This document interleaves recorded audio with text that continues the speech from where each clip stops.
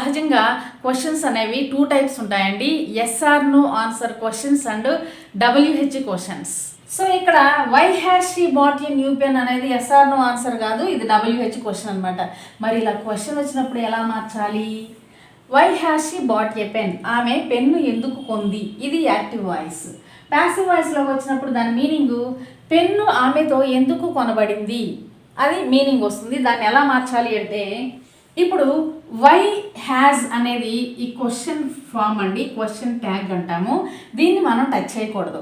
She bought a new pen, ఇది sentence. ఇప్పుడు మనం దీన్ని మాత్రమే చేంజ్ చేయాలి, దీన్ని చేంజ్ చేయకూడదు.